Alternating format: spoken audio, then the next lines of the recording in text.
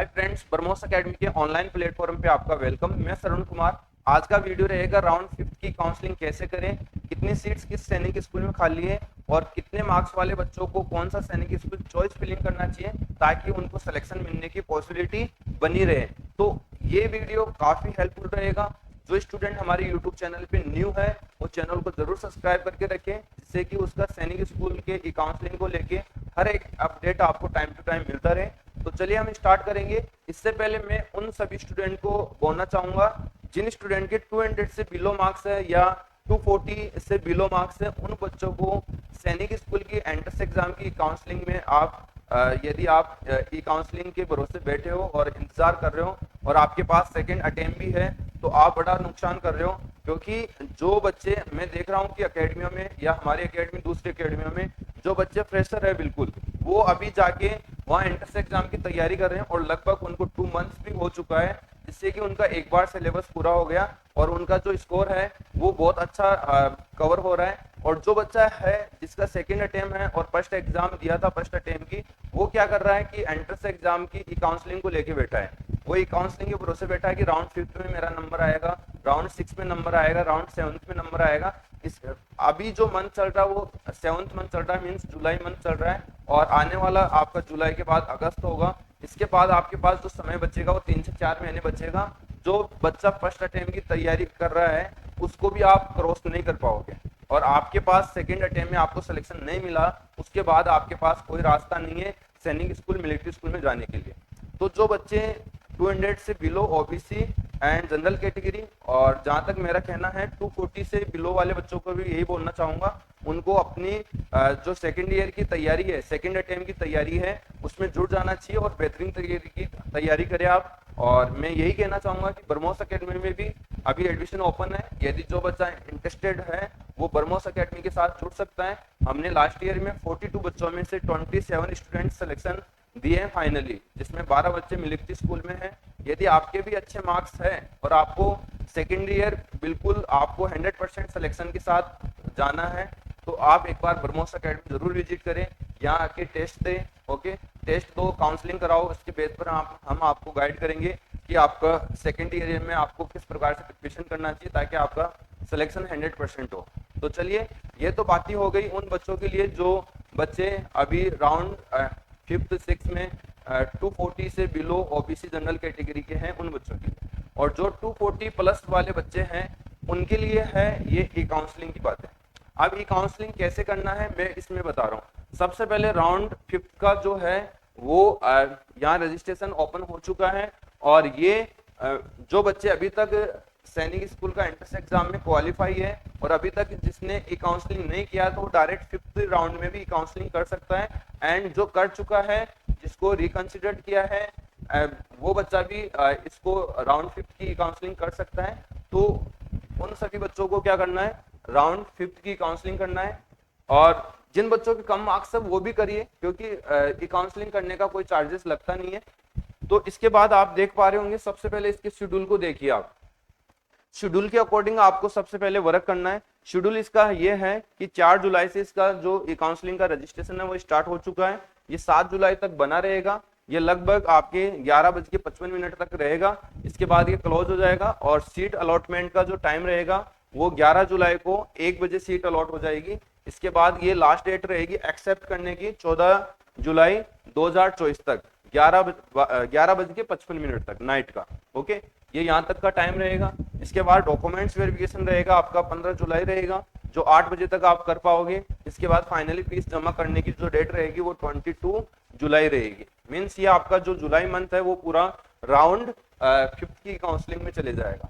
और अब जो सीटें बची है वो बहुत कम बची है और मैं उन सभी स्टूडेंट को ये गाइड करूंगा कि जो सीटें आपको यदि सीट मिल रही है, आपको यदि लास्ट अटेम्प्ट है तो आप एक्सेप्ट करके ज्वाइन करें। क्योंकि बेसिकली मैं देख पा रहा हूँ कि सभी स्कूलों का फाउंडेशन सेम सा है, उनका जो स्ट्रक्चर पढ़ाने का वो सेम सा है, जो उनका फिजिकली एक्टिविटीज कराने का वो सेम सा है। हाँ, कुछ स्टैंडर्ड अपना मैनेज करती है, कुछ कम स्टैंडर्ड मैनेज करती है, बट उनका रोल तो वही है। उस सर्टिफिकेट की वैल्यू भी उतनी है।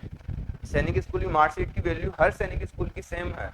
तो कहीं ना कहीं आपको ज्वाइन हो जाना है यदि आपको सीट मिलती है। अब आप रिकंसिडर ना करें, क्योंकि यदि आप अब रिकंसिडर करते हो तो कहीं ना कहीं आपकी उम्मीदें हैं वो 10% से भी बिलो आ जाएगी। राउंड 5 में सीट जिन बच्चों को मिलेगी तो ओके, उनको एक्सेप्ट करना है और ज्वाइन होना है। यदि उसका अटेम ही लास्ट है बच्चे का तो उन बच्चों के लिए ही है। यदि उसके पास एक अटेम्प्ट और बचा है तो वो अपना सोच समझ के डिसीजन ले सकता है, हमसे भी हेल्प ले सकता है कि उस ट्रेनिंग स्कूल को ज्वाइन करे या नेक्स्ट ईयर के लिए तैयारी करना चाहिए नहीं करना चाहिए, उसका सलाह हमसे ले सकता है हमारे हेल्पलाइन नंबर पे आप कॉल करके। ओके, तो ये रहेगा। ये तो बात रही शेड्यूल की, जो काफी बच्चों को ध्यान में नहीं रखते हैं, फिर देखते हैं कि राउंड 5 का तो रजिस्ट्रेशन क्लोज हो गया, उसके बाद हमको कॉल करते हैं कि सर हमने तो राउंड 5 का काउंसलिंग ही नहीं किया। तो नहीं किया तो ध्यान रखना उसका रिजल्ट नहीं आएगा।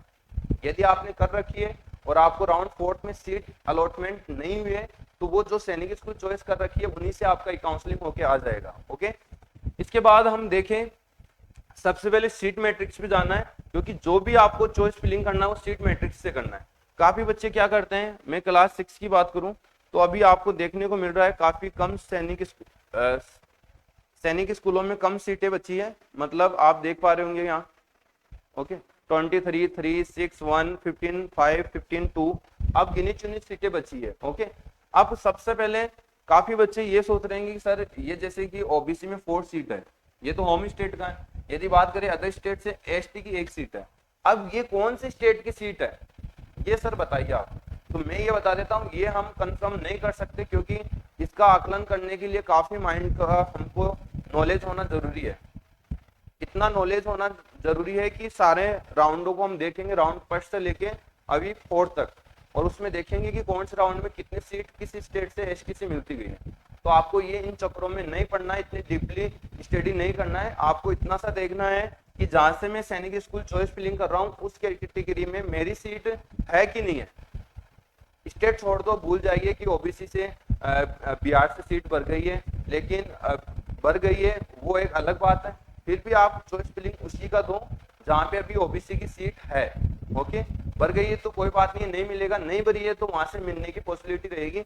आप ऐसी सैनिक स्कूल देख के ना भरे जहां 0 सीट है फिर भी आपने चॉइस फिलिंग ले रखी है, वो हटा दीजिए आप। ओके, जहां जहां सीटें हैं पहले वो डिसाइड करें। जैसे कि यहाँ पे बात करूं आंध्र प्रदेश में अदर स्टेट से ओबीसी से 4 सीट है, तो हर स्टेट का बच्चा यहाँ लगा सकता फॉर्म। ओके, ये काउंसलिंग करा सकता, नो प्रॉब्लम। जिस स्टेट की सीट रहेगी उस बच्चे को मिल जाएगा, जिसकी कट ऑफ ज्यादा रहेगी उसको मिल जाएगा। ओके, तो ये इस प्रकार से आपको क्या करना है, चॉइस फिलिंग करना है। अभी आंध्रा में 6 सीट है। ओके, जैसे जनरल की बात करूं और कुछ में 0-0 हो चुकी है, तो ये आपको क्या करना है, उन सभी 10 स्कूलों की चॉइस फिलिंग को आप चेक कर लें कि वहां कहीं ना कहीं 0 तो नहीं हुआ। जैसे कि पहले इसमें क्या है कि गुजरात की बात करें तो पहले सीट यहाँ पे डिफेंस की 1 है, 5 है, 1 है, 1 है, 4 है। ओके, और या 16 सीट बाकी अभी। ओके, तो इन सभी कैटेगरी के बच्चे यहाँ अप्लाई कर सकते हैं। जैसे कुछ में हम बात करें यहाँ 0 है।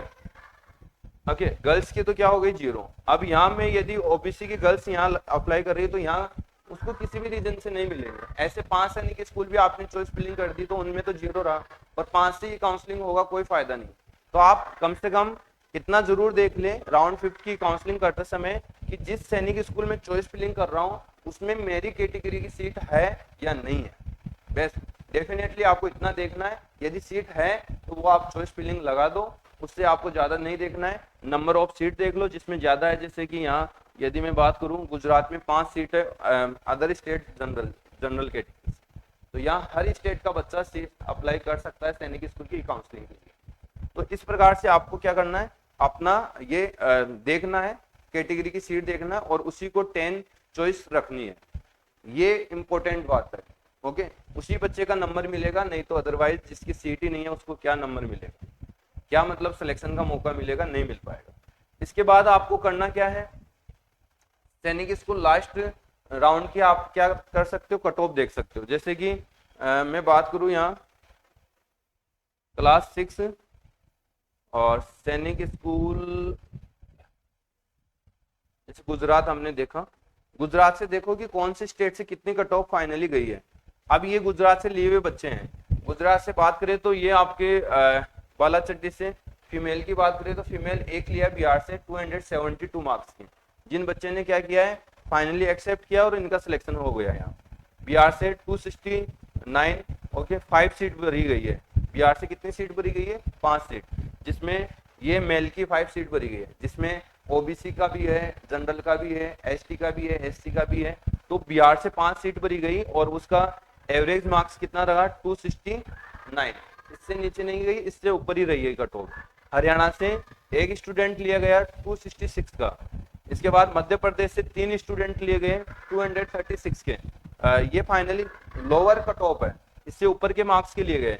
राजस्थान से 258 के कट ऑफ से ऊपर के बच्चे लिए गए कितने? 5, ओके मेल।